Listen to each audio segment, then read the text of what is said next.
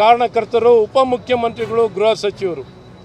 ಮುಖ್ಯವಾಗಿ ಈ 3 ಜನ ಕಾರಣಕರ್ತರಾಗಿರ್ತಾರೆ. ಆದರೂ ಸಹ ನಾವು ಕಾರಣಕರ್ತರ ಅಲ್ಲ, ಯಾರೋ ಒಬ್ಬ ಅಮಾಯಕ ವ್ಯಕ್ತಿಗಳನ್ನು ಬಲಿ ತಗೊಳ್ಳುವಂಥ ಕೆಲಸಗಳನ್ನು ಮಾಡ್ತಿದ್ದಾರೆ.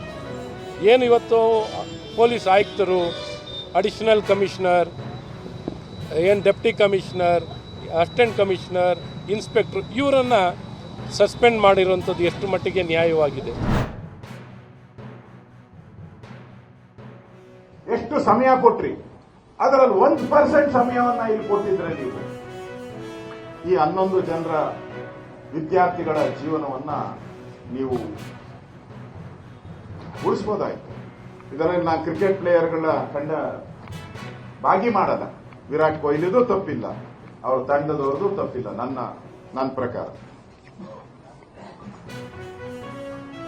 ಪೊಲೀಸರ ಮೇಲೆ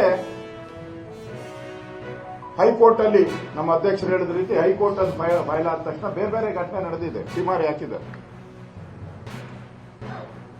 ಪೊಲೀಸ್ ಕಮಿಷನರ್ ಕರ್ನಾಟಕದ ಇತಿಹಾಸದಲ್ಲಿ ಫಸ್ಟ್ ಟೈಮ್ ಪೊಲೀಸ್ ಕಮಿಷನರ್ ಒಬ್ಬ ಸಸ್ಪೆಂಡ್ ಮಾಡಿದ್ದೀರಾ. 5 ಜನ ಅಧಿಕಾರಿಗಳನ್ನ ಸಸ್ಪೆಂಡ್ ಮಾಡಿದ್ದೀರಾ.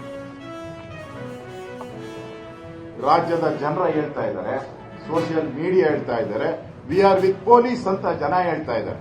ಯಾವಾಗೂ ಪೊಲೀಸರ ವಿರುದ್ಧ ಮಾತಾಡುವಂತ ಜನ ಇವತ್ತು ಫಸ್ಟ್ ಟೈಮ್ ಪೊಲೀಸರ ಪರವಾಗಿ ವಿ ಆರ್ ವಿತ್ ಪೊಲೀಸ್ ಅಂತ ಕ್ಯಾಂಪೇನ್ ಮಾಡ್ತಾ ಇದ್ದಾರೆ.